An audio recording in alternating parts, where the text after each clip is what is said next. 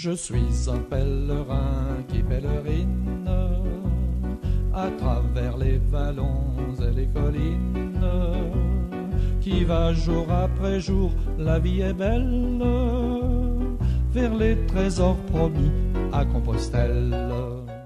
Bonjour et bienvenue sur Radio Fidélité. Vous écoutez l'Écho des chemins et des pèlerins, l'émission de l'association des Haltes pèlerines en Loire-Atlantique et Via Ligéria, qui vous parle des sentiers de pèlerinage dans notre département. Comme l'enfer, j'ai l'âme et le cerveau tout à l'envers. Cette émission vous est présentée par Anthony Grouard et Anne Hortimel. Alors maintenant, sac au dos et partons ensemble découvrir les chemins pèlerins de Loire-Atlantique, mais pas que. Nous accueillons aujourd'hui Madi du Camino, figure emblématique des chemins de pèlerinage, et Marie Saillant, que nos auditeurs connaissent bien, pèlerine et membre très actif des Haltes pèlerines. Bonjour Marie, bonjour Madi. Bonjour à tous. Bonjour. Les chemins de pèlerinage intéressent de plus en plus, comme le témoignent les 500 000 arrivées à Compostelle en 2024. Pourtant, certaines personnes ont peur de se lancer. Si le rôle des associations pèlerines est central, il arrive que les craintes soient trop fortes pour réussir à se lancer seul sur les chemins. Nous allons donc voir avec nos invités comment aider les futurs pèlerins et comment les rassurer. Alors pour commencer, messieurs, dames, est-ce que vous allez pouvoir vous présenter ? Par exemple, Marie. Avec plaisir. Alors, Marie, voilà, je suis pèlerine, moi, depuis 2014. J'ai commencé au Puy-en-Velay, traditionnellement, voilà, sur mon premier chemin. Et depuis 2014, eh bien, je chemine, je pérégrine, voilà, depuis 10 ans, sur différents chemins. Alors, vous avez fait quoi comme chemin, du coup ? Alors, je suis partie du Puy. En 2017, on a fini par atteindre avec Patrice Santiago et on est allé jusqu'à Mouxia et Fisterra. Ensuite, on n'a pas pu résister à l'appel du Mont-Saint-Michel. Il était trop près de nous. On est parti de notre domicile, ce qui était une première pour moi, en tout cas, de mettre la clé dans la porte, de fermer, de partir avec mon sac sur mon dos. Et c'était une très belle expérience à savourer. Ensuite, on a fait des chemins un peu plus intimes, comme le chemin de Saint-Régis, par exemple. Le chemin aussi de la Régordane, récemment. Et puis, je dirais le dernier, le grand, Nantes-Besançon, l'année dernière. La Via Ligéria. La Via Ligéria, pour ne pas la nommer. Voilà. Et vous, Madi ? Moi, je suis maintenant un vétéran, je pense. Mon premier chemin, c'était en 2001, en partant du Puy-en-Velay. C'était ma première marche. Moi qui courais beaucoup et ne connaissais absolument rien de pérégriner calmement, tranquillement. Et donc, j'ai fait le Puy-Compostelle. Puis, en revenant de ce premier chemin, j'ai rencontré un autre pèlerin qui m'a proposé un long périple de Jérusalem à Compostelle. Et de ces premiers chemins où vraiment j'ai découvert ce que c'était que de toutes les erreurs qu'on pouvait faire au niveau du sac à dos, des chaussures, etc. J'ai commencé un petit peu à m'améliorer. Et j'ai pris vraiment goût au chemin, à la marche en général, mais au chemin en particulier.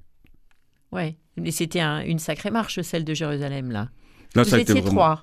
Oui, et symboliquement, c'était un chrétien, un juif, un musulman. Donc, c'était Richard, Johan et moi. Et le projet s'appelait Marche Ensemble. C'était juste Marche Ensemble. Symboliquement, une grande aventure humaine. Et finalement, ce sont les gens, au fur et à mesure de la marche, au fur et à mesure de la traversée des pays, qui nous ont appelés les marcheurs pour la paix. Et c'est resté comme ça depuis 2000. On est parti en 2003, on est arrivé en 2005 à Compostelle. Et oui, c'était vraiment une expérience hors norme, ça marque. Et puis, une expérience qui rassurait aussi sur l'état du monde, par rapport à l'humanité qui nous reste malgré tout ce qu'on pourrait encore penser. Oui, ça, c'est quelque chose qu'on ressent souvent sur les chemins, c'est que le monde est plein de bienveillance et il suffit juste de sortir de chez soi, quoi. Oui, exactement. C'est très rassurant, je trouve. Oui. Et ça fait beaucoup de bien. Alors Madi, vous êtes très suivi sur les réseaux sociaux parce que vous êtes très impliqué dans la vie des chemins. Vous avez tenu pendant quelques années un magasin de randonnée à Cahors sur le chemin du Puy. Et on sait que le chemin du Puy vous est très cher. Vous êtes une référence pour beaucoup. Est-ce que vos conseils n'étaient pas que matériels ? On veut dire par là, est-ce que, bien sûr, il y avait prends tel paire de pompe, un duvet, c'est celui-là qui est plutôt bien. Mais après, c'était quoi vraiment ce qui vous a animé et pourquoi les pèlerins venaient vous voir? Il y avait... alors ça a évolué. Hein. Au début, c'était par rapport au matériel. C'est vrai que j'ai communiqué sur Facebook par rapport au matériel. Et puis après, il y en a beaucoup qui me prenaient juste pour un commerçant. Puis après, quand ils ont vu que je faisais le chemin, je le parcourais, y compris en hiver, là, ça a changé leur point de vue sur moi. Et ça a amené énormément de monde au magasin. Et du matériel, on est passé vraiment dans les relations humaines, En fait, moi, je ne me rends même pas compte de ce que j'ai pu faire, puisque encore même maintenant, hein, malgré que je sois parti de Cahors depuis 2 ans, encore maintenant, il y a des gens qui me disent c'est toi qui m'as donné envie c'est toi qui m'as inspiré sur tel domaine, qui m'a ôté certaines peurs, alors que moi, je n'ai pas l'impression d'avoir fait quelque chose de particulier.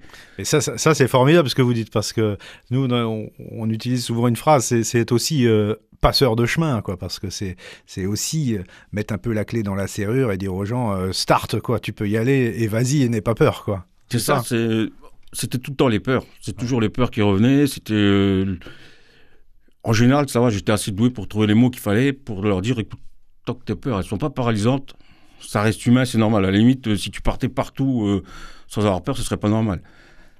Alors que là, il y avait quelque chose de rassurant. Puis je pense que... Alors ça, c'est le truc dont moi, je ne me rends pas compte. C'était que les gens me voyaient vraiment avec le gars qui, de par l'expérience que j'ai, voilà, lui, il doit savoir, machin. Puis c'est moi qui les remettais sur terre en leur disant attends, la preuve, encore aujourd'hui, je me suis perdu. Donc...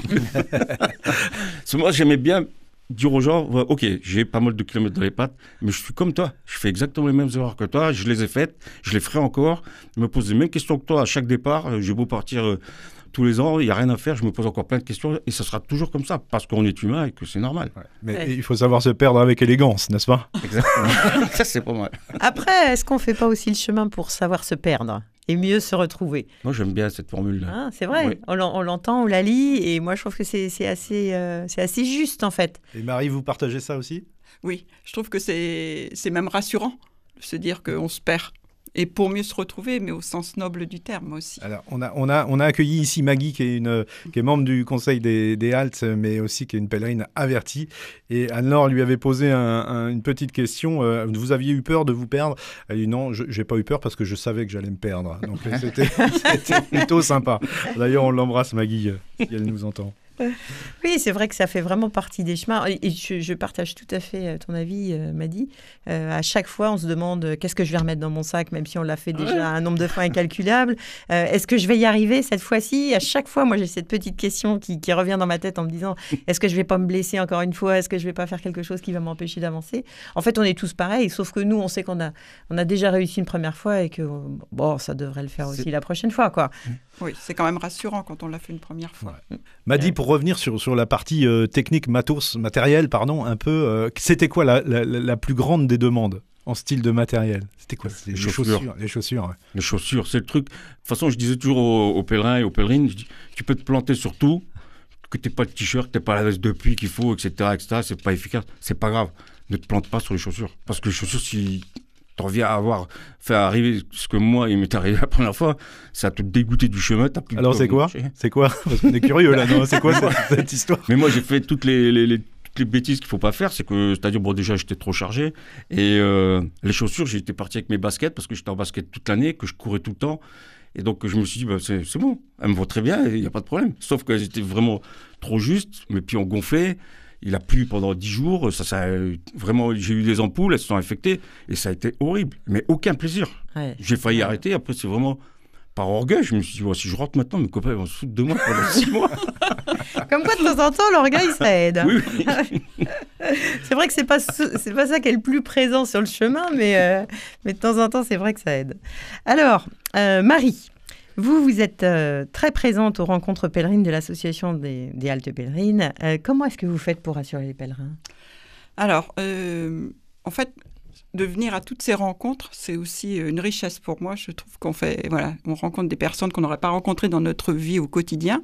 Ça, c'est le premier point. Et puis, quand les personnes sont présentées, où on a une petite idée du chemin qu'ils vont faire, alors déjà, l'écoute. C'est, je pense, une première qualité qu'il faut qu'on développe.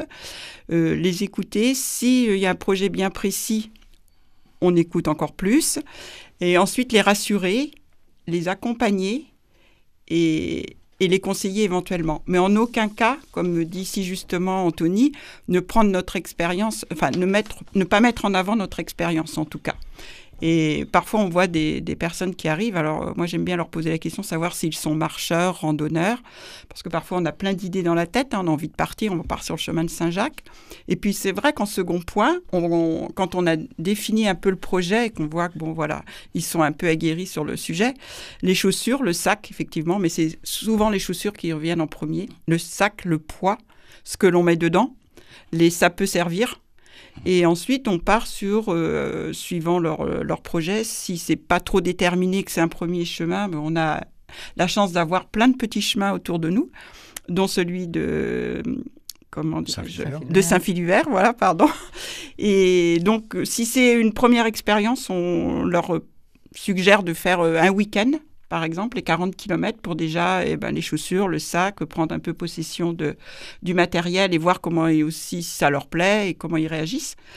Et ensuite, les questions qui arrivent, ce sont les étapes, les hébergements, partir seul, voilà, les peurs, ce dont on parlait tout à l'heure.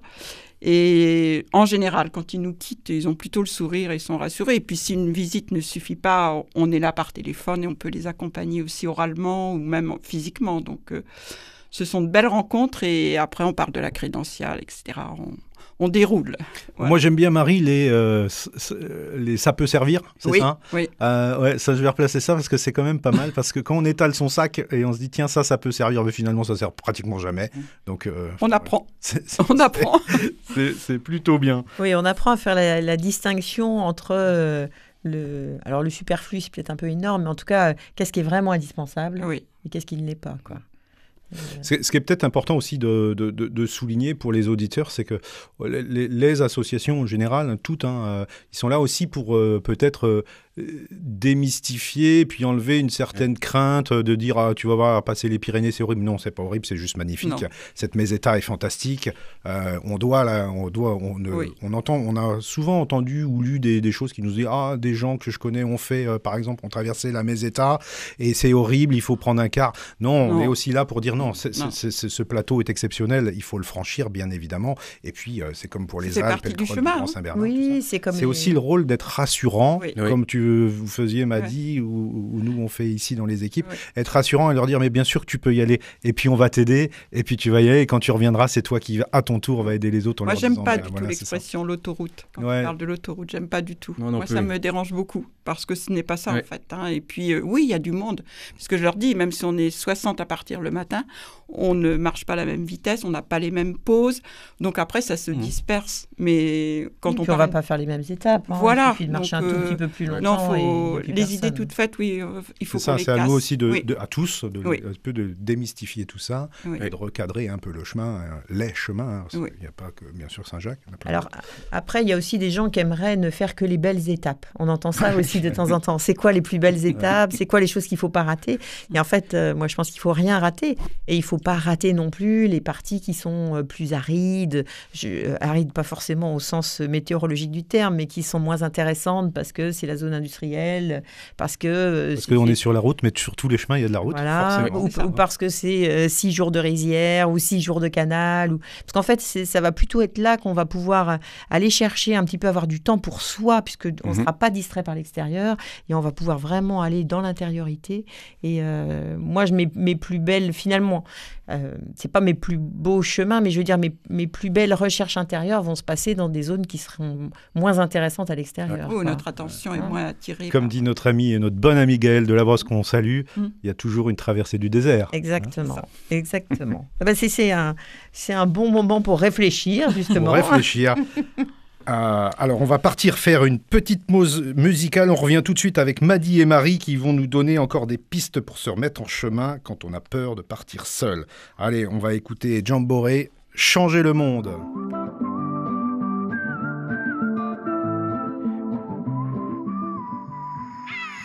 Même quand le ciel vire au gris, derrière il cache un peu de bleu. Sous son armure, ton cœur sourit. Fais un effort, découvre-le. Si on te dit que la vie n'est pas belle, réponds-leur que c'est là tout l'enjeu. De voir dans les nuages des merveilles quand il pleut. Si on te dit que le monde est cruel. Réponds-leur qu'on te le révèle mieux. On a tous un petit bout de soleil dans nos yeux. Puisqu'on est deux, qu'on se rassemble. Puisqu'on le peut, qu'on se ressemble. L'impossible, on le laisse au vent. On est prêt, on est prêt, on est prêt. Rien ne sera jamais comme avant. Demain est un nouveau présent qu'on redessine comme des enfants. On est prêt, on est prêt, on est prêt à changer le monde, monde, oh, oh, oh. À changer le monde, monde, oh, oh, oh. On a oublié en chemin que nos vies sont des châteaux de sable dont il faut savoir prendre soin. Non, ce ne sont pas que des fables. Le bonheur c'est comme un boomerang. Quand on le partage il nous revient. Si on ne parle pas tous la même langue, ça ne fait rien. C'est un point de vue, une question d'angle. De verre moitié vide ou moitié plein. On a toujours plus que ce qu'il nous semble dans nos mains. Puisqu'on est deux, qu'on se rassemble. Puisqu'on le peut, qu'on se ressemble. L'impossible, on le laisse au vent. On est prêt, on est prêt, on est prêt. Rien ne sera jamais comme avant. Demain est un nouveau présent qu'on redessine comme des enfants. On est prêt, on est prêt, on est prêt à changer le monde, monde, oh, oh, oh. À changer le monde, monde, oh, oh, oh. Et si la vie nous joue des tours, c'est que c'est la règle du jeu. Mais on se relèvera toujours. On fera de notre mieux. Et si la nuit remplace le jour, si tous nos rêves prennent feu, ce qui nous sauvera, c'est l'amour. Puisqu'on est deux, qu'on se rassemble. Puisqu'on le peut, qu'on se ressemble. L'impossible, on le laisse au vent. On est prêt, on est prêt, on est prêt à changer le monde, monde, oh, oh, oh. À changer le monde, monde, oh, oh, oh. À changer le monde.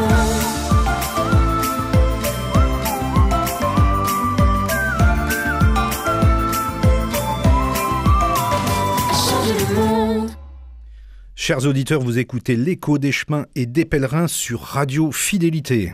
Nous recevons aujourd'hui Madi Ducamino, figure emblématique des chemins de pèlerinage, et Marie Saillant, que nos auditeurs connaissent déjà, pèlerine et membre très active des Haltes Pèlerines. Alors Madi, vous avez fait quelque chose de particulier, vous avez déjà accompagné des jeunes sur le chemin dans un contexte un peu particulier. Racontez-nous, si vous voulez bien, cette expérience avec l'association Seuil, qu'on salue aussi, qui sont toujours présents au forum. Vraiment une association assez fantastique. J'ai eu la chance de rencontrer une pèlerine lors de mon premier chemin en 2001 qui m'a parlé de Bernard Olivier, qui avait créé cette association Seuil, qui faisait marcher des adolescents en difficulté. Donc elle m'a présenté Bernard, avec qui ça s'est super bien passé. Et de fil en aiguille, en 2006, j'ai postulé, j'ai été retenu. Et j'étais le premier accompagnant quand Seuil a commencé à faire marcher les jeunes sur les chemins de Compostelle. Et donc je me suis embarqué. D'abord j'ai fait un test avec un petit jeune et un accompagnant du côté de... On était du sud de l'Allemagne et l'Autriche pendant une ou 2 semaines. Et puis après, j'ai été accompagnant donc j'ai accompagné Olivier, qui avait 15 ans, pendant 3 mois, de Roncevaux à Compostelle, Séville, donc la Via de la Plata à l'envers. Et c'est une expérience qui est assez particulière. C'est très fort. C'est très, très fort. C'est difficile. C'est pas du tout des vacances. C'est pas du tout le chemin comme on a l'habitude de le faire tout seul, tranquille et bien profiter au maximum. Là, c'est vraiment la police pendant 24 heures, 24 sur 24. Et ça a été dur parce que c'était un petit jeune qui était mal dans sa peau. Et en plus, je suis tombé sur un cas particulier parce qu'Olivier était noir. Il acceptait mal d'être noir. Il n'acceptait pas d'être noir. Et ce qui fait qu'il a été très, très dur avec moi. Et on a failli en venir aux mains plusieurs fois. Mais le truc, c'est que moi, je me rappelle que quand j'avais son âge, j'étais déjà très mal dans ma peau. Je me dis, en plus, avec ce souci-là par rapport à sa couleur de peau, ça doit être hyper difficile à vivre. Donc, je me suis accroché par rapport à ça. Et donc, durant 3 mois, ça a été très dur. Je pense qu'il a été cool avec moi les 2 derniers jours. La récompense. Alors que normalement, on dit qu'au bout d'1 mois, la relation, elle change entre l'accompagnant et le jeune. Ça n'a pas du tout été ça. Même Bernard, à un moment, m'a dit, écoute, si tu veux, on arrête parce que là, c'est vraiment spécial. Mais je dis, non, on va aller au bout. Et Olivier, je l'ai amené à Séville. Et la chance que j'ai eue, c'est qu'il y a parmi les co-accompagnants, donc les gens qui viennent faire un test pour voir s'ils peuvent être accompagnants, il y a eu Marie-Hélène, une dame de la région parisienne, qui est venue marcher une semaine avec nous. Et quand on est rentré, peut-être un an après à peu près, elle m'a appelé, puis elle me dit, écoute, je te passe quelqu'un que tu connais, puis elle m'a passé Olivier. Et Olivier, quand je marchais avec lui, ça faisait 5 ans, donc il avait 15 ans, ça faisait 5 ans qu'il était déscolarisé. Parce qu'il me disait, les profs, des fois, ils disaient que j'étais fou. Puis moi, je le regardais, je veux pas dire, mais des fois... Parce qu'il m'a fait des trucs. Et là, quand je l'ai au téléphone, il est en formation. Il a repris une formation, et là, je me suis dit, ça a été dur, mais vraiment... Ça valait le coup. Un vrai succès. Ça valait vraiment le coup. Ouais. Parce qu'on n'est pas nombreux à avoir un retour, et surtout un retour positif. Ouais. Qu'est-ce qui est le plus dur dans ce moment-là? Enfin, qu'est-ce que le plus dur avec le jeune? C'est quoi? C'est que les jeunes, ça peut péter d'un moment à l'autre. Et lui, il y a tous les prétextes qui sont bons. À chaque fois, il me disait un truc, ouais, je te préviens, si ceci, moi je vais faire ça, je te préviens s'il y a ça, machin. Ou si on se perdait, parce que la Via de la Plata à l'envers en 2006, j'avais un livre espagnol, à l'époque, je captais rien du tout à l'espagnol, j'essayais de me débrouiller avec les cartes. Mais quand on arrive à la Plata, c'est un peu, des fois, on arrive à un moment, il y a 3 routes qui se présentent devant nous, ça n'en voit rien. Il n'y a pas de, tiens, je vais aller voir au Bousquet, mais non, si tu vas, tu vas. Et donc, c'est plus de la gestion humaine. Et moi, c'est par des petits trucs, en gérant les efforts, je savais quand est-ce qu'il allait être fatigué, donc je proposais qu'on s'arrête avant. Du coup, lui, il se dit, il n'arrive pas à suivre. Et puis, je dis, pas de problème. Moi, du moment que je sais qu'il va repartir de bonne humeur, parce que sinon, les jeunes, ils forcent, ils explosent. Et voilà, on a droit à un caca nerveux, puis après, hop, on repart. Et ça a été tout le temps comme ça, mais c'était... faut se mettre à sa place. C'est pareil, je me disais, il est noir, on a croisé 2 noirs en 3 mois. Donc les gens le regardaient, je me rappelle en Extrémadure, c'était fou, quoi. Il y a une dizaine de mecs qui sont en train de jouer à la pétanque, on passe tous les deux, ils arrêtent tous de jouer et ils nous regardent. Et il me dit, t'as vu, ils n'ont jamais vu un noir. Et je dis, mais c'est juste que moi aussi, je suis là avec ma barbe, je suis sale, c'est normal qu'ils nous regardent. Je n'étais pas très convaincu de ce que je disais, mais bon. mais ça a été des trucs comme ça. Lui, il avait vraiment vécu ça comme... c'est un mal-être en plus de sa transformation hormonale. Et c'est pour ça que moi, ça me... En fait, plus il a été dur, et plus je me suis dit, non, je vais m'accrocher. Puis je sentis qu'il y avait un bon fond. Je me suis dit, il y a un truc, il faut que je m'accroche et je le ramène au bout. D'ailleurs, c'est ce que je lui ai dit. Hein. Je vais te ramener que tu le veuilles ou non. Puis finalement... C'est quand même une sacrée expérience. Est-ce que ça vous a amené quelque chose à la fin de ces... Oui, je vais faire très court. Déjà, humainement, c'était très, très fort. Mais surtout, c'est qu'un jour, à Ponferrada, on était tout seul dans une chambre. Et je lui ai dit que tu le veuilles ou non, je vais te ramener à Séville. Et je veux que tu aies ce camino inscrit dans ton parcours de vie, dans ton âme. Et il m'a regardé avec des gros yeux comme ça, l'air de dire waouh, il est en train de péter un câble. Il est parti de la chambre et moi je me suis tourné, j'ai levé la tête vers le ciel, chose que je ne fais jamais. Je me suis adressé à Dieu et je dis à Dieu, écoute, je vais ramener le petit con là à Séville. En échange, je vais me donner quelque chose. Et le hasard veut qu'un jour il doit marcher en autonomie, donc je lui dis en quittant Tria-Castella, je lui dis toi tu vas passer par Samos, moi je connais, et moi je passe par la Crète, on se rejoint à Sarria. Et à Sarria, j'arrive le premier, je l'attends en haut des escaliers où tout le monde passe. Ouais. Et au fur et à mesure que les pèlerins arrivent, je leur demande, je dis, est-ce que tu as vu le petit jeune avec qui je marche ? Non, ça faisait 1h30 que j'attendais. Et à un moment, il y a une pèlerine qui arrive, elle, je sais qu'elle le connaît. Donc je dis, est-ce que tu as vu Olivier ? Et elle me dit non. Et on parle pendant 5 minutes ensemble, elle part, je dis, je vais faire marche arrière. J'y vais et je le retrouve, il y a un petit jeune, un Allemand, la Herbert, qui lui a offert la visite de Samos. Donc forcément, ça a pris du temps. Il s'excuse, il me dit, ouais, je suis en retard, excuse-moi. Je dis, non, mais c'est bien, t'as visité Samos, c'est très bien, c'est très très bien. Et quelques jours après, quand on est arrivé à Compostelle, je suis arrivé avec la pèlerine avec qui j'ai discuté pendant 5 minutes, qui s'appelle Françoise et avec qui je suis en couple depuis maintenant 17 ans. Donc Dieu, j'ai toujours dit, même avec Dieu, on peut négocier. Bon. Vous, Marie, c'était pas tout à fait la même expérience, mais vous avez déjà accompagné d'autres personnes en chemin. Oui, alors moi j'ai eu la chance aussi et le privilège d'accompagner 2 de mes sœurs, alors dans un contexte un peu particulier, puisque notre sœur aînée nous avait quittés et en fait on était mal toutes les 3 pour gérer notre chemin de deuil. Et ma jeune sœur a une idée de génie en disant « Écoute, toi Marie qui a fait des chemins, organise-nous quelque chose et on va partir toutes les 3. » Donc on est parties toutes les 3 une semaine de Rennes vers le Mont-Saint-Michel. Ça faisait 50 ans qu'on n'avait pas vécu ensemble, 24 heures sur 24. Ça a été une expérience extraordinaire de partage, d'échange, de souvenirs bien sûr, mais de rire aussi. Et moi, j'en garde, en tout cas, je suis très, très émue quand j'en parle encore. Et mes sœurs, alors, aussitôt, je ne leur ai pas posé si elles allaient mieux, parce que c'était trop tôt. Mais j'ai su que ça avait été bénéfique parce qu'on a dédié ce chemin à notre grande sœur. Et puis, l'arrivée au Mont-Saint-Michel, c'est quelque chose de magique, même si c'était une 2e fois pour moi. On arrive, on est à peu près à 8 km et on voit le mont qui se rapproche.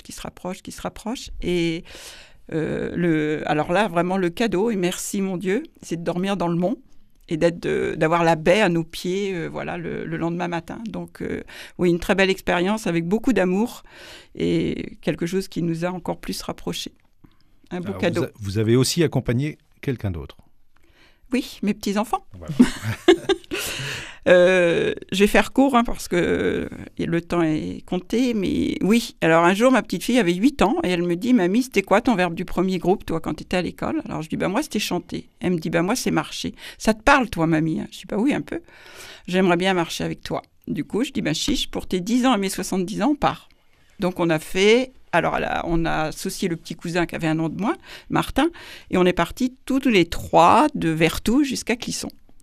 Et on a cheminé pendant 3 jours et on est arrivé donc dans cette magnifique cité médiévale de Clisson où les enfants ont joué, ont été heureux et on a lâché prise parce qu'il y a un moment où ils pouvaient faire des roulades et ils me disent « On peut faire des roulades, mamie, là, à la descente ?» Je dis « Oui, bien sûr. » Elle me dit « Oui, mais notre coupe-vent est tout neuf.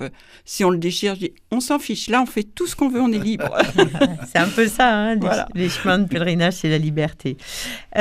Madi, vous avez un nouveau projet autour des chemins. Est-ce que vous pouvez nous en parler un petit peu? Oui, un nouveau projet professionnel. Et c'est pour ça que je suis aujourd'hui à Nantes, puisqu'on a marché avec Françoise pendant 4 jours sur la Via Ligéria. C'était une espèce de petite mission de reconnaissance, parce que dans quelques jours, début avril, je devrais accompagner une personne malvoyante pour voir si entre nous, ça se passe bien quand on marche ensemble, et l'accompagner éventuellement plus tard sur le chemin de Compostelle. Et voilà, c'est qu'après les 6 ans que j'ai passé à Cahors, où pour moi, ça a été le plus beau job de ma vie, et il a fallu maintenant que je rebondisse, et les années passent. Ok, je continue à marcher sur les chemins, mais je prends de l'âge aussi. Donc je me dis quelque part, il faudrait peut-être que je me décide à transmettre un peu ce que j'ai appris.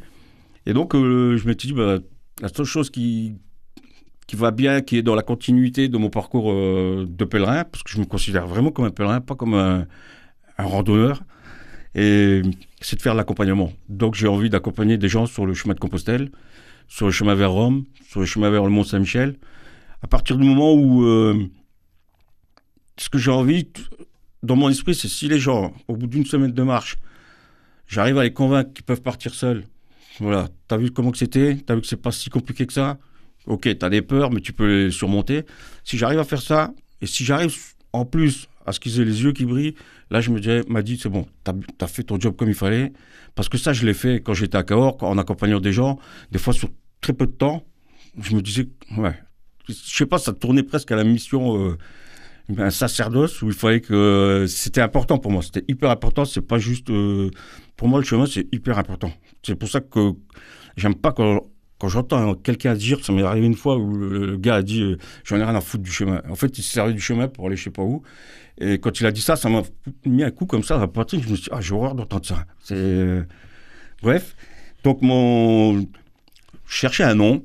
Et puis je me suis dit, tiens, la magie en chemin, c'est bien, ça me parle bien. Je voulais mettre le nom d'une... Il y a une auberge en Espagne que j'aime bien, là, En El Camino, c'est-à-dire sur le chemin, qui est à Boadilla del Camino, avant Fromista. Et je me suis dit, mais si je me mets en espagnol, les gens, il y en a plein qui ne vont pas comprendre, surtout s'ils n'ont pas fait la partie espagnole. Donc je me suis dit, je vais appeler la magie en chemin. Et donc l'idée, c'est d'accompagner des gens. Et comme il y a énormément de monde, il y a plusieurs structures, des associations, des professionnels qui accompagnent comme ça, ils sont tous sur la voie du puits. Je me suis dit, ça serait bien que je fasse autre chose. Parce que moi, je voulais me démarquer. En plus, j'ai pas de compétences en yoga, en soins énergétiques, etc., comme ça existe beaucoup. C'est pas mon truc du tout. Donc, je me suis dit, moi, je soigne à ma façon. C'est-à-dire que je marche avec les gens, on discute. Et je compte surtout beaucoup sur le chemin parce que moi, je sais ce qui m'apporte. Donc, je me dis, il n'y a pas besoin non plus d'avoir des pouvoirs surhumains pour que les gens, ils en profitent. Et donc, de marcher sur les voies qui sont moins fréquentées et les faire connaître. Et puis après, c'est les gens d'aller sur le projet, c'est d'en emmener un par un ou de les emmener par petits groupes? Soit il y a des gens qui ont envie de partir, on part ensemble, juste une personne et moi, ok. Sinon, le maximum, dans mon esprit, c'est 6 personnes avec moi. C'est vraiment, il faut que ça reste un petit groupe, que ça reste intimiste, qu'on ait le temps d'échanger, qu'on puisse parler. Parce que j'ai fait expérience comme ça en février-mars 2023, où j'ai lancé un appel sur Facebook, on s'est retrouvés, on était 5 ou 6.